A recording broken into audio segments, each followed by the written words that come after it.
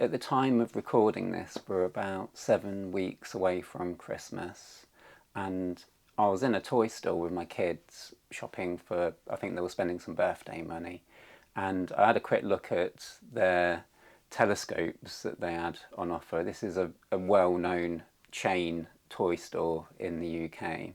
And then right next to me was a dad and his son, and he goes, "Oh, I could get you a telescope for Christmas." And I had to stop myself interfering and having a word with him. Don't buy a toy store telescope. Thankfully, they walked away and didn't buy a telescope. But the reason I say this is because the telescopes that you buy in a toy store aren't really telescopes. They're very much a toy, and just as I experienced in the 1980s, there's a lot of kids out there that will get one of these for Christmas and expect to see things like crisp craters on the moon and the planets and more stars out there. They might even expect to see deep sky objects because they see the colourful pictures online. And inevitably, they're going to be disappointed with these toy telescopes you get from the toy stores, which is understandable. They are toy stores, but I think when parents buy these, they think it's going to be a functioning telescope, when in fact my experience suggests that it very much isn't. So this is based on not only decades of just being into the hobby and being on forums and working for an astronomy retailer in the last few years, but also my personal experience. In the mid-80s, I asked for a telescope from my parents for Christmas, very excited on Christmas Day to open it. And it was one of these toy store bought, I think it was like a 60mm refracting telescope. So that's the stereotypical one that you think of, the long tube with the lenses at the front and you look through the bottom on a tripod. Only problem was, no matter how many times I took a trip out to the back garden on a clear night, I couldn't really see anything with it. I mean, this was pre-internet, so it wasn't like I could just search things at what the problem was. So I just thought, well, this is astronomy and it's not good. And I didn't touch astronomy again for around about 10 years until I was about 17, 18, when I decided to give it another go and I went to a shop and bought a telescope. It was a photography store, and they were a bit better. They had like proper optics, relatively speaking, and I got a 6-inch reflecting telescope with a mirror in the bottom, and I saw my first views of Saturn. I was like, wow, and instantly knew that because I was getting towards going to university, I was trying to decide what to do. It was that moment that I decided to study astronomy at university. Anyway, so I forgot all about the poor telescopes from toy stores until probably about 5 years after university, when a neighbour said, "Oh, we don't want this telescope. Do you want it? You're into telescopes." I was like, "Sure, I'll have a look." And he produced one of these toy store bought telescopes. He goes, "I think it's a good one." I was like, I was polite and I was like, "Oh yeah, thank you, really appreciate that." Anyway, I thought, "Oh yeah, I remember this. This reminds me of what I got when I was 7 years old." So I trained it, pointed it towards the bottom of the garden at the shed, and looked through the low power eyepiece provided, and the views weren't as sharp as when I took my eye away from the eyepiece and just looked at the shed. I was getting a much better view just with my naked eye, which defeats the object of a telescope completely, really. So I had a closer look at it and I noticed that maybe the lenses weren't actually glass, they were plastic, and they had stopper rings around the outside of the optics, which is a trick that companies do to mask the poorly figured edges of mirrors and lenses. And I promptly just discreetly got rid of it in the bin, because I didn't want anyone else to, I didn't want to pass it on to anyone else and for them to think that's what astronomy is. So my point here is, please approach a astronomy retailer. This isn't a sales campaign, because I work for First Light Optics. I'm not saying go to us necessarily, but just go to any astronomy retailer rather than go to a toy store if you're shopping for a telescope for your little boy or girl, and your kid will have a much better experience with astronomy. And I've got 3 kids myself, so I've got experience with children and telescopes. What would I mean, it's all good for me to say what not to get, but what would I get? And if you go on an astronomy forum, you'll get suggested lots of different things. A common one is one I don't necessarily agree with, where people say get a pair of binoculars, and this is the size of a pair of binoculars a kid can comfortably hold, and this is an 8 by 25. Maybe they can hold an 8 by 30 too, but it's roughly going to be about that big, which they can comfortably hand hold if they're a small child. And the objective lens, the 25mm objective lens, isn't going to be, and the 8 times magnification is going to boost what they can see with their eyes in terms of that they'll be able to see more stars. But the things that wow children, like craters on the moons and Saturn's rings and Jupiter with its moons orbiting and nebulae and galaxies, no chance. They'll probably be disappointed. Also, they'll get, unless they practice techniques tucking their elbows in and keeping their breathing steady, and they won't get a steady view unless you go really low magnification. Also, they've got to focus for both eyes, and I found as a parent that one of the problems with showing children through a telescope is making sure that they're actually seeing a focused view. If they've got eyes that are different to yours, if you're long-sighted, they're short-sighted, telescopes can correct for these things, but you need to focus for people's individual eyes. It's easier to do that with a proper telescope, which is only using one eye, as opposed to trying to focus with a diopter setting on a binocular and a focuser at the same time and trying to get both their eyes focused, because they can't, if they're young children, they can't communicate to you very well what they're seeing and or what should be right. You know, they can't tell you what is right or wrong because they've got no reference point. Now, with binoculars, things do get interesting, a bit more interesting with like a 10 by 50. 10 means 10 times magnification, 50 means 50mm objectives, and these are what I commonly advise adults to get. And these will show you like star clusters really nice, and you'll be able to like point it at the core region of Orion, and you'll see a slight faint little bit of nebulae. It will appear green to our eyes rather than pink like you see it on the pictures, and you'll be able to point them up towards like Jupiter, and you'll see a little bright dot with some little dots either side, which are the moons. And if you point them towards the moon, you'll be able to see that the moon's got more texture. You'll start to see that it's rather than just being a bright disk, you'll be able to see that there's some texture to it, like there's craters and rifts and valleys and things, especially if you go up to a 15 by 70 binocular, which would need to be placed on a tripod. But these are going to be too heavy and too magnified for a lot of kids to hold steady. So I don't think binoculars personally are the right choice for children, because they've got to focus both eyes individually, and they've got to communicate to you that they've got focus with both eyes, which can, you know, below the age of about 7 or 8, I find that's a little bit iffy. Like, for years I wasn't sure whether my children had a focused view until, I mean, now they're 10 and 13 nearly. They can communicate a lot better to me what they're seeing, and now they're starting to go, oh yeah, I can see that, I never saw that before, but I've shown you that before.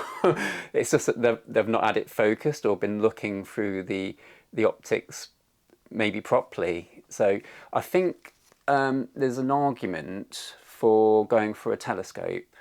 You've only got to focus for one eye.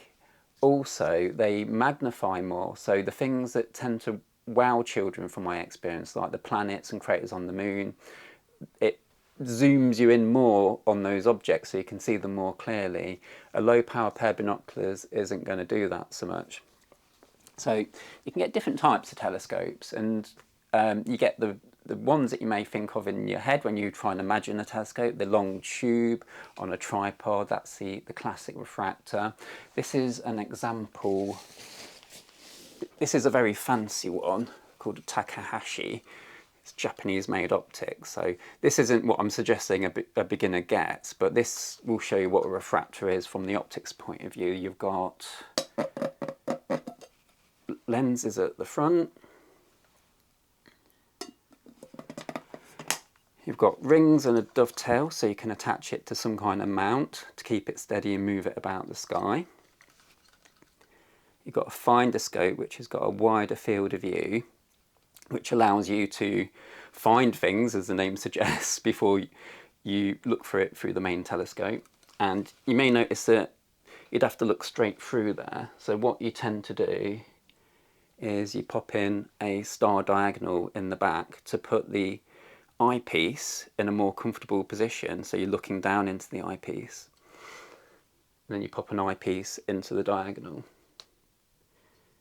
Now you get those on, the main two types of mount you get for these are either an alt-azimuth mount, which is the mount that simply moves up, down, left and right, or an equatorial mount, which has an axis that you point towards the pole star, which is like the star that appears to stay still. On those star trail pictures, when you see the stars twirling around a centre point, they're all rotating around Polaris, because Polaris happens to be in line with the Earth's rotational axis. So the equatorial mount, you point to that axis and you can actually track accurately and counteract the Earth's rotation, and you can therefore add a motor drive so you can automatically track objects that you find. So the two usual mounts you get with refractors and other types of telescope are an equatorial mount and an alt-azimuth mount. I'll put this down now because it's getting heavy. Another type of telescope is a Newtonian telescope, and this has a mirror right at the bottom of a tube, and then the light bounces off that, bounces off a secondary mirror just behind where I'm pointing, and the light goes up through the focuser here, through the eyepiece to your eye. So the main two types of telescopes you get either have lenses or mirrors, and then there's a third type which uses a combination of lenses and mirrors.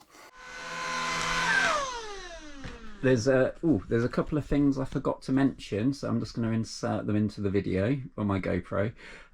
So with the Newtonian reflectors and the Dobsonians, the mirror-based telescopes I mentioned, those mirrors sometimes need aligning. They've got adjustment screws, so you can align the mirrors to each other for the sharpest possible views, and that process is called collimation.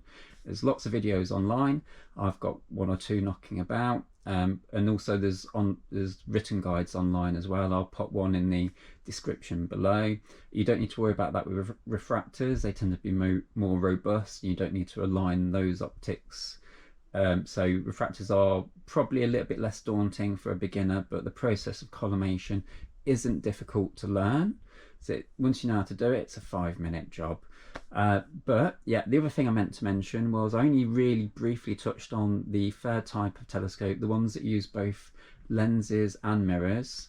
They're compound telescopes. They tend to fold a lot of focal length inside a very small compact tube, and they're really good for the planets and the moon because they fold a lot of focal length zooming capability into a compact tube. The downsides for those are they can be a little bit more expensive, and they have a glass corrector plate at the front, which does, in all honesty, require a dew shield, and I don't understand why. They're not usually supplied with these Maxitoff and Schmidt-Cassegrain compound telescopes. You usually have to buy them separately, but it's almost a must that you need at least a dew shield, a mechanical dew shield, if not sometimes some kind of dew heater to keep that corrector plate from fogging up. Now, yeah, I thought I'd better mention those so I don't get hammered in the comment section. Anyway, back to the video and me back to the hoovering. Now, you can get these reflectors on a mount like I discussed, either an equatorial mount or an alt-azimuth mount on a tripod, or what has become increasingly popular since about the 60s or 70s is to buy them on what's called a Dobsonian mount. This is a very small tabletop version, but you can get big versions that you place down on the ground with big 8 and 10-inch telescopes. And as you can see, it's made of wood. It just rotates round. and it's basically a hinge. So if I undo that a little bit, you can just move it up and down, left and right, and find things in the sky. Now these Dobsonian mounts made out of wood are very cheap to produce, which means most of the money can go into the actual optics of the telescope. And even though these are cheap to produce, they're also very sturdy. So it's not going to wobble about and give you a wobbly view like a cheaper tripod mounted telescope would. But the main thing, if you're looking at a reflecting telescope, you'll see some numbers like 100, 130, 150, and that will be the diameter of the mirror. What I want you to look out for is the letter P after that. So it would be like 130p, 150p, 100p, and that denotes that the mirror is parabolic as opposed to spherical. And the parabolic bit's important because the mirror's gone through an extra stage of being parabolized. So it actually sends all the light to a common focus point rather than a spherical mirror, which will focus the light at slightly different distances, so it'll be a bit more blurry.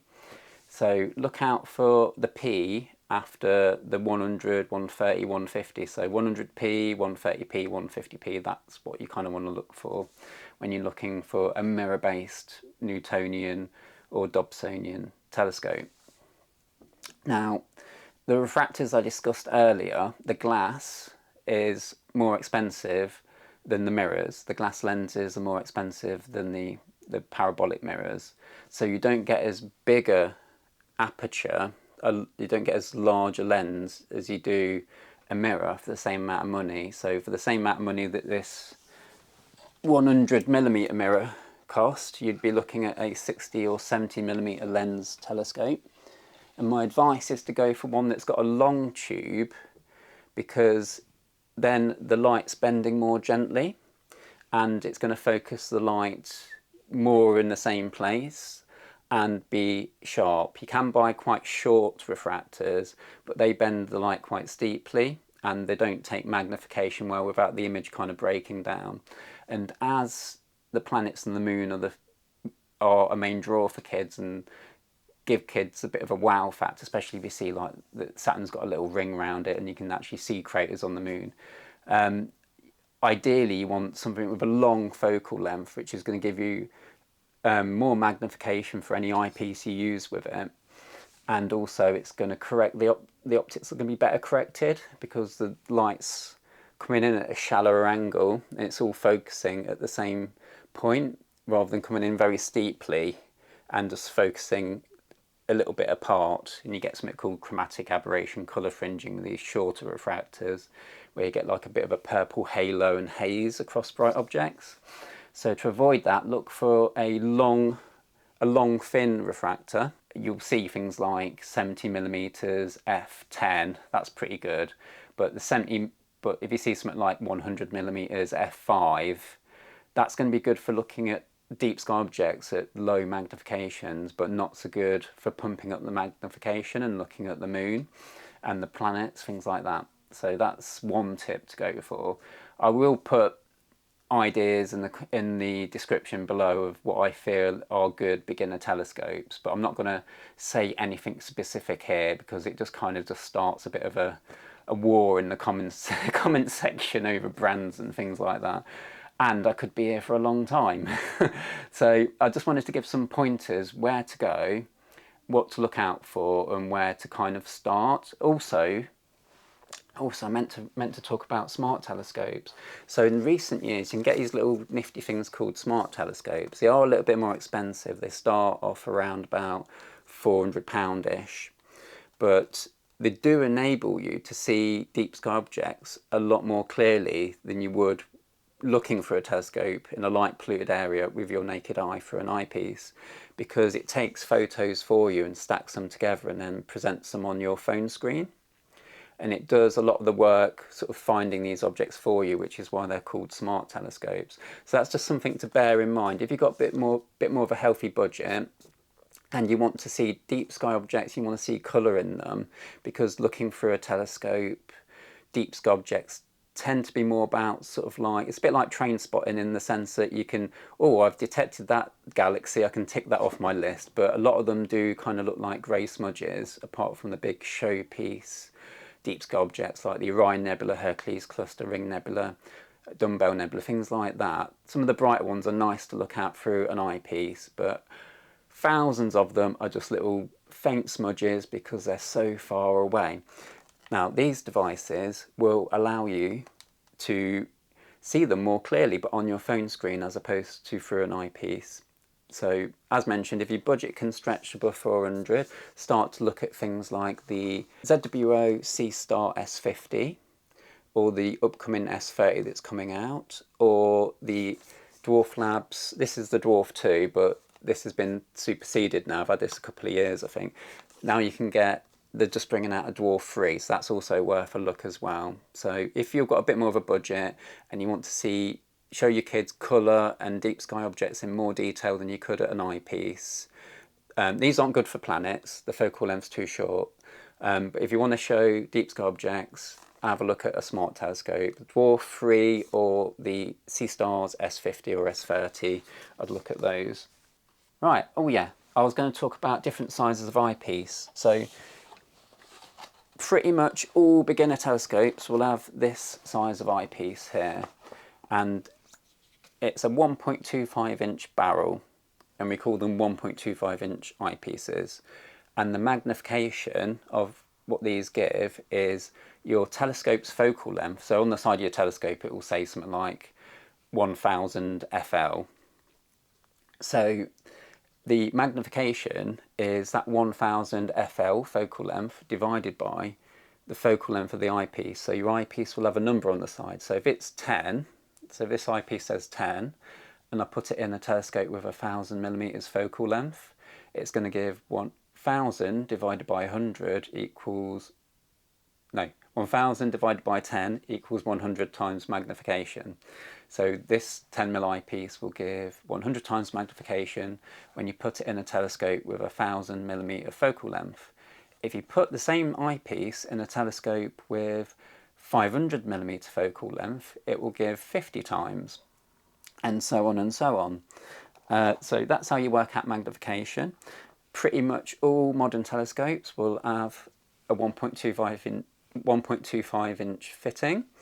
If you get like a big Dobsonian or a big reflector, which are also common with beginners, you can have these bigger 2-inch eyepieces. These tend to be more expensive but allow you to see a wider field of view. They tend to have pretty big eye lenses, so they give you more of an immersive experience a lot of the time. They're bigger, they're heavier, they don't tend to fit in the beginner telescope. So when you're looking at additional eyepieces, ask about 1.25 inch eyepieces, because that's a safe bet, because they're 99.9% of the time going to fit your telescope. Unless you've got a vintage telescope from like the 70s, they take an even smaller size eyepiece, which is like 0.93 inch, so even smaller than the 1.25 inch barrel.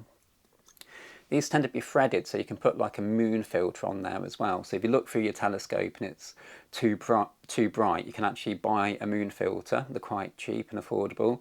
Screw it on the bottom of there, and it will take the brightness off, increase the contrast. And there's all types of filter you can get. Ones that are called UHC, ultra high contrast, which help improve what you can see on deep sky objects under light polluted skies. And if you've got a big aperture telescope, 8 inches above, you can use something called an O3 filter to filter out everything but the light from nebulae, and they help you see nebulae from light polluted skies. But they can only really be used with really big mirrors, 8 inch and above. But one of the most common telescopes for an adult beginner is an 8 inch Dobsonian telescope, which tend to be around £300–400 to buy.